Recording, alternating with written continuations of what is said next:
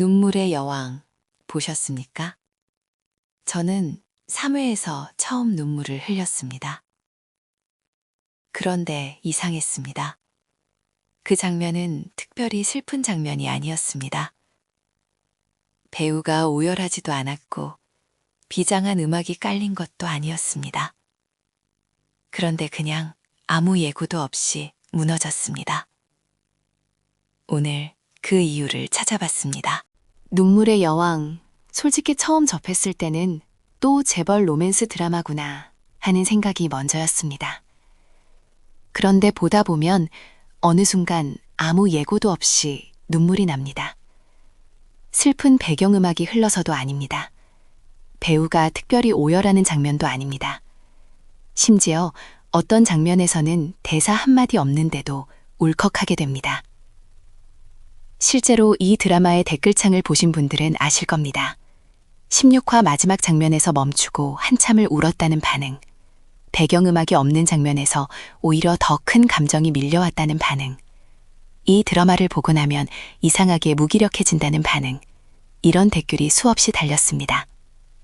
이 사람들 모두가 단순히 감수성이 풍부한 것이 아닙니다. 눈물의 여왕에는 시청자의 감정을 정교하게 설계하는 방식이 존재했습니다.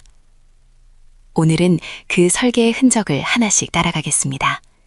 크게 3가지 챕터로 나눠 살펴볼 텐데, 첫 번째는 감정 예열, 두 번째는 침묵의 설계, 세 번째는 OST 배치 잔악입니다. 끝까지 함께 하신다면 아마 내가 왜 그 장면에서 무너졌는지 비로소 이해하게 되실 겁니다. 첫 번째 비밀은 감정 예열입니다. 눈물의 여왕 1화를 기억하십니까? 홍혜인과 백현우는 이미 사랑이 식어버린 부부로 등장합니다. 서로 얼굴도 제대로 마주치지 않고 같은 공간에 있어도 대화가 없습니다. 그런데 작가는 이 두 사람이 왜 사랑했는지를 처음에는 보여주지 않습니다. 지금의 냉랭한 현재만 보여줄 뿐입니다. 이것이 왜 중요한가 하면 우리는 자연스럽게 이 두 사람이 원래 어떻게 사랑했는지 궁금해지기 때문입니다.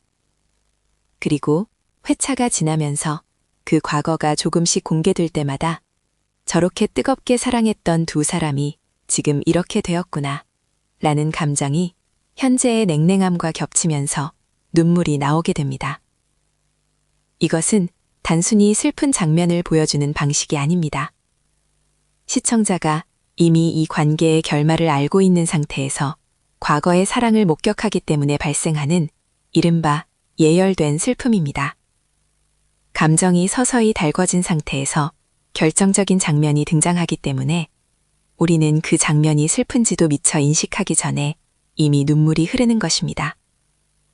드라마는 1화부터 우리를 서서히 아주 조용하게 달구고 있었습니다.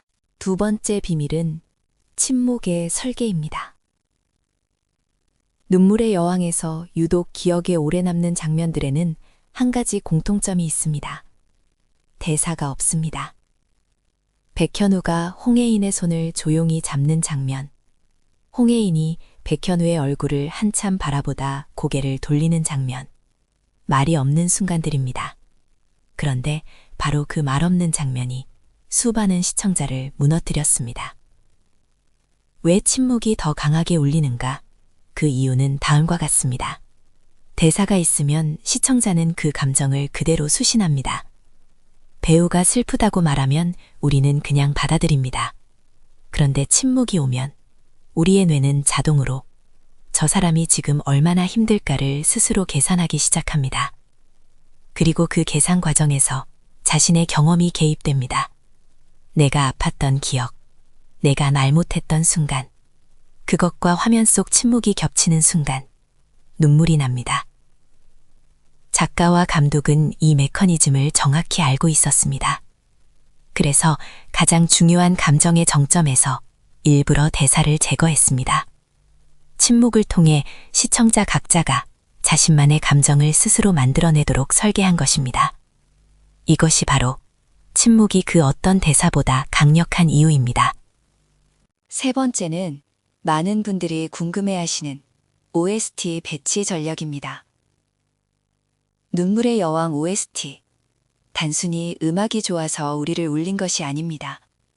음악이 삽입되는 타이밍 자체가 정교하게 설계되어 있었습니다. 구체적인 사례를 하나 살펴보겠습니다. 부석순의 사랑인가봐. 이 곡이 처음 흘러나오는 장면을 기억하십니까? 백현우가 홍혜인을 위해 무언가를 포기하는 결정에 내리는 순간입니다. 그런데 음악은 그 결정의 순간에 바로 삽입되지 않습니다. 포기를 결심한 직후 백현우의 표정이 화면에 머무르는 그 찰나에 음악이 들어옵니다. 이것이 핵심입니다. 감정이 최고조에 이른 직후 약 0.5초의 침묵이 지나고 나서 음악이 인입되는 순간 그 음악은 단순한 배경음이 아니라 감정의 방아쇠가 됩니다. 우리의 뇌는 이 음악을 처음 들을 때의 감정 상태와 음악을 연결하여 기억합니다. 그 결과 이후에 같은 음악을 일상 속에서 다시 듣는 순간 드라마 속 그 장면의 감정이 자동으로 재생됩니다. 길을 걷다 이 노래를 들었는데 갑자기 눈물이 났다는 경험. 이제 이유가 명확합니다. 그것은 감수성의 문제가 아니라 드라마가 그 음악에 감정을 심어놓은 결과입니다.